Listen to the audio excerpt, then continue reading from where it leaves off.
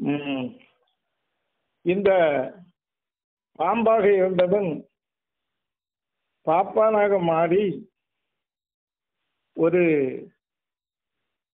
பெண்குடியை கைபிடிக்கின்றான். கைபிடித்து அவளோடு கலவி செய்வதறியாமல் திகைக்கின்றான்.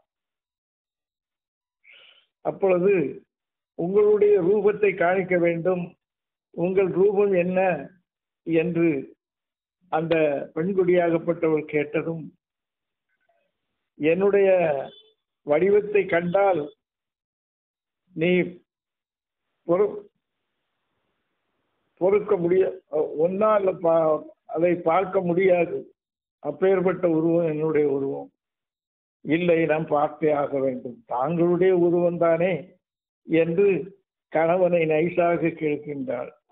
அப்படியானால் ஒரு ஜாடி பாலும் ஒரு 10-11 முட்டையும் கொண்டு நடு வீட்டுக்குள்ளே வைத்து வெளியே நின்று பார்த்து கொண்டு நில், அதாவது ஜாதிவாரத்தோடு.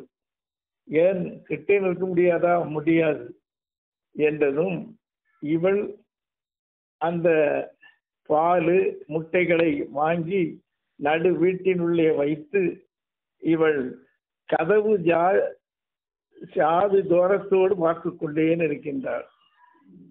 அப்பொழுது இந்த கார்கோடனாகப்பட்டவன் மோட்டிலே வாளை சுற்றி தலைகீழாக இழந்து இந்த பாலை சாப்பிட்டு முட்டையும் சாப்பிடுகின்றார். இவள் கண்டவுடன் இவளுக்கு பயம் உண்டாகிவிட்டது. ஐயா ஊரவர்களே, பாம்பு, என் வீட்டில் பாம்பு பதுங்கிடையா கிடக்கு, மாப்பிள்ளைக்கு கலந்து மலம்பாம்பை கட்டி வச்சிருக்கேன், நீங்கள் இந்த பாம்பை அடிங்கள், வாருங்கள் என்று இவள் கூக்குரல் போடுகின்றாள்.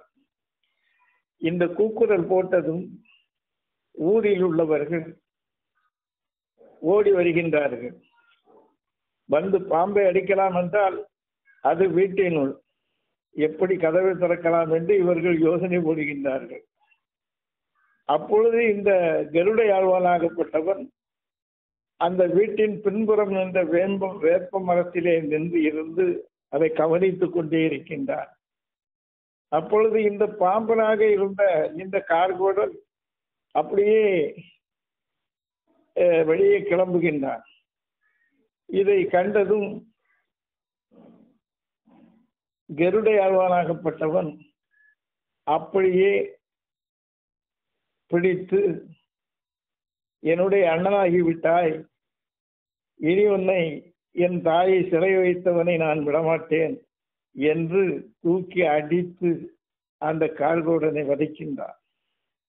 வதைக்கும் போது கல்லிலே அடித்து பல்லுகளெல்லாம் பொடிபட ஆக்கி அவனை ஒரு வெள்ளை சாறையாக்கிவிட்டு அப்படியே இந்த கருடையாழ்வானாகப்பட்டவன் கைலேங்கிலே சென்று ஆண்டவனாகிய சிவபெருமானுடைய பாதார வெந்தத்திலே வீழ்ந்து வணங்குகின்றான்.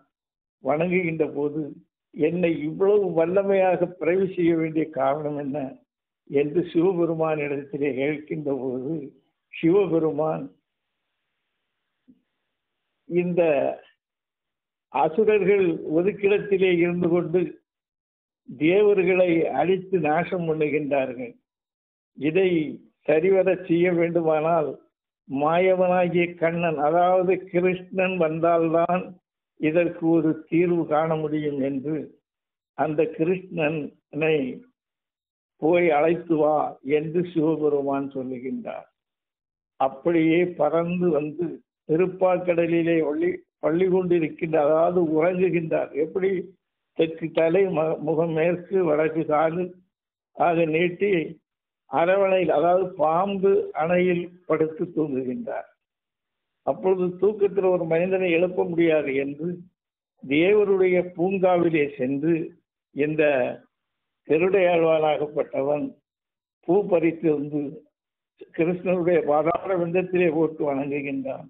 அவர் திடீரென்று முழித்ததாக, எப்படியும் கள்ளநாராயணன் திடீரென்று முழித்ததாக, என்ன கருடாழ்வன், என்ன அரசண்டாக வந்தாய், என்ன அங்க கடல் பொங்கிட்டா, இல்லைன்னா அசுரர்களுடைய அட்டகாசம் பொறுக்க முடியவில்லையா என்று படபடபட என்று கேட்கின்றார். அப்பொழுது கண்ணா, ஏது காரணமோ தெரியாது, உங்களை அழைத்து வரும்படி சிவபெருமான் என்னை அனுப்பினார் என்றதும், சரி நீ போ, வாரேன். கண்ணா, நீ சொன்னால் தீராது, நீ பாதையிலே வாங்கி விடுவாய், என்னுடைய முதுகில் ஏறிக்கொள், நான் அப்படியே கொண்டு இளையங்கிரியிலே கொண்டு உங்கள் மைத்துனனாகி சிவபெருமான் முன் கொண்டு நிறுத்தி விடுகிறேன் என்றதும், சரி என்று இந்த கருடையாக ஆகப்பட்டவன் முதுவிலே ஏறி வேகமாக வந்து கைலாச மலையில் சிவபெருமான் இடத்திலே கொண்டு இறக்கி விடுகின்றார். சிவன், பார்வதி, கண்ணன் போன்ற தேவாதி இந்த